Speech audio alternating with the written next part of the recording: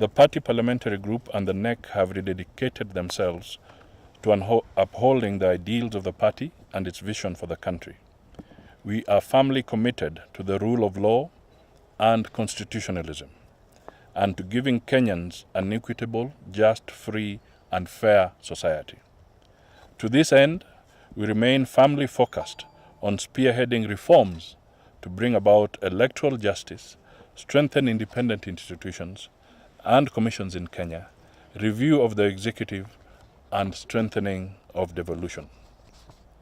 2, we have solidly united behind our party leader, that is myself, as the one national leader who can steer our country, Kenya, to the society of our vision.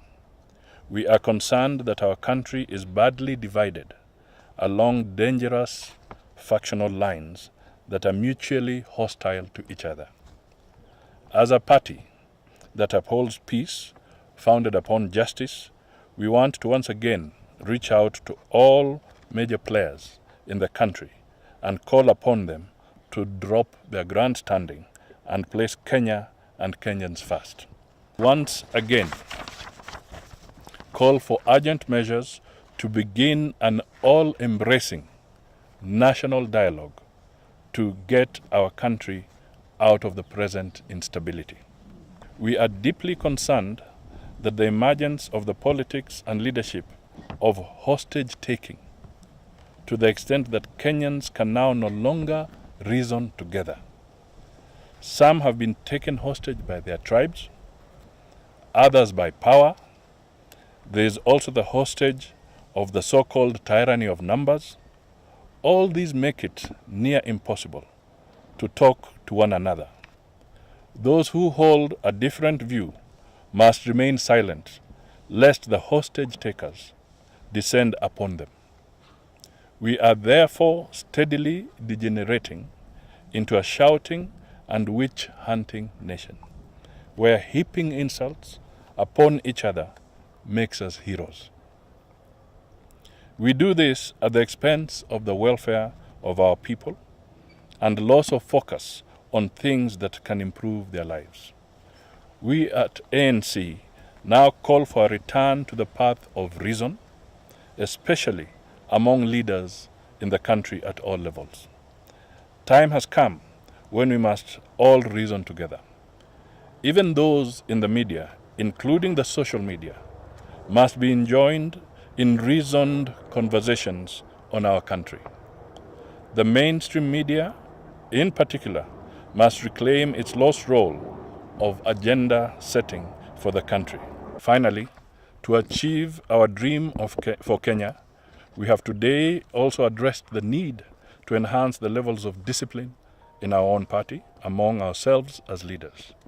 In the coming days, we will institute the necessary measures towards this. We cannot expect to have a rational and disciplined nation that focuses on what is good for the country when parties are not disciplined. We will henceforth take party discipline very seriously. We invite all our members to take keen note of this. We have had several, even in the course of last week, we had another session. So we continue to consult as principals on various matters that affect NASA and affect the country. So let me make it very clear and let me demystify this, that the summit will meet as regularly as is necessary, and it doesn't have to be something that we should worry about. And when we have a major communication that needs to come from the summit, we have never shied away from calling the press to communicate if there's a major decision around the summit issues. At the same time, we have no intention of gagging our party members, but we all expect that when we criticize each other, when we talk about issues, even if I don't agree with you, I think there's some etiquette that is necessary in the way we communicate to each other, and this is good for the entire society.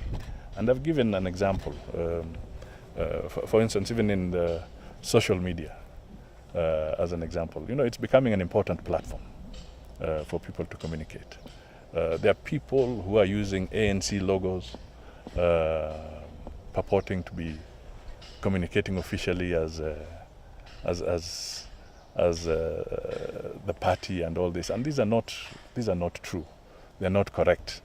And some of the things, even going into the future, some of these things could become actionable, because somebody could take the ANC logo, use it on the social media, create a very, very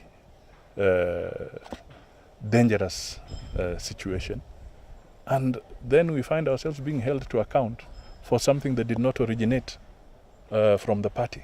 So these are issues that we now must become alive to, because some of these could become issues of litigation going down the road.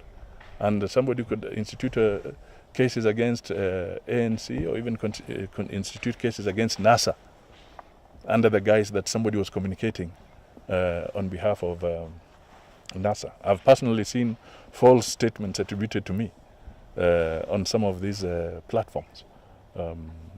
Even people purport to write something and purport to say that this is a statement coming from Mr. X, and in reality there's no such thing.